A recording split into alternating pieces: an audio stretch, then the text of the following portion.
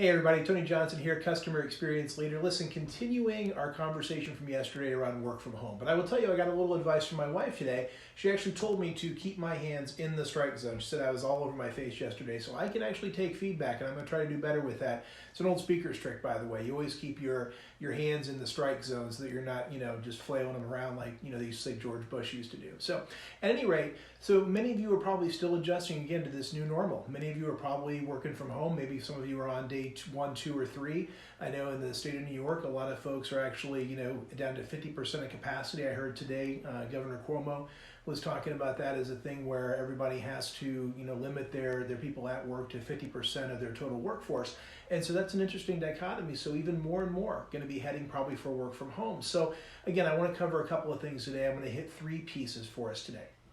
So the first, don't let work creep get in the way. I think today's day and age, everybody is a little cognizant of this. I think with smartphones and mobile technology, probably all of us are taking a lot more work home and working more than ever in terms of never shutting it off. So when you work from home, and take it from someone who's been doing this for a while, it is easy to let work creep into every part of your life, to start dinner and continue to try to be cooking and stuff while you're still trying to do work. It's easy to not want to go do stuff with family or not want to go out and hang out with friends or not want to go do whatever because you feel like you're locked down to your home office, or even just around the house, not going out and spending time with your family because you have that siren's call of the work that needs to be done. So try to really keep that kind of work-life balance or at least integration in check, because if you don't, you will find you end up putting in actually a ton more hours than you need to. And studies really show once you get past that 40, 45 hour work mark, and in some cases, even 35 or 40, really production starts to go down. So you're really kind of counterintuitively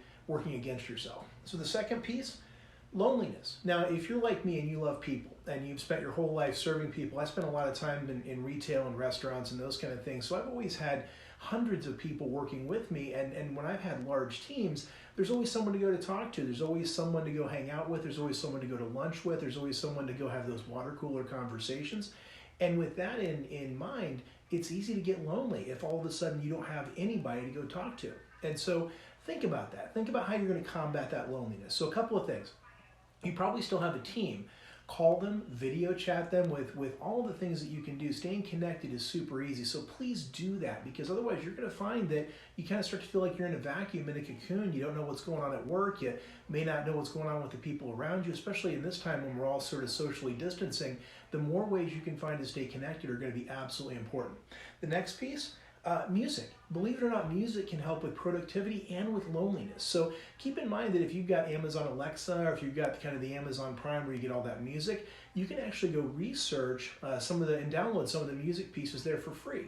Now, I found when I first started looking that it was easy to look for work music and stuff like that, but there isn't a lot. But if you use the keywords like study music or Zen, that kind of stuff, you will get a lot of really great instrumental music. And that's really the key.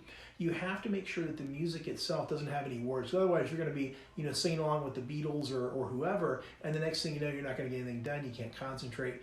But if you find some instrumental music with no words, and again, you're looking for stuff like keywords Zen, study music, work music, music to read by, stuff like that, and it's really going to actually not only combat your loneliness, but make you really more productive. So that's a pro tip there for work from home. And then the final piece, be prompt with your follow-up. So you're going to probably be following up with someone you work for, with your colleagues, with clients and customers. Make sure that you keep that communication open. It is easy for people to assume that since you're working from home, maybe you're not putting in all that effort, maybe you're not working as hard as you used to. And you can combat that by making sure that you are super prompt with your follow-up. If you've always been a reply in 24 hours kind of person, stay on that. In fact, if you can cut that time in half, it'll look like you're super productive now that you're working from home, because some of these tips like this, where this great follow-up, this letting people know what's going on, this returning calls and emails and projects promptly or even a little ahead of time, this could really set you up to continue to work from home after the whole coronavirus thing is over and people evaluate what does it mean to work in this brave new world? What does it mean to have a modern workforce?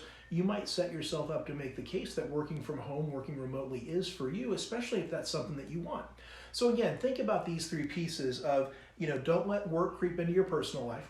try to combat loneliness because it will be an absolute killer and could end up with some depression. And then finally, be prompt or a little bit ahead with what you're trying to do.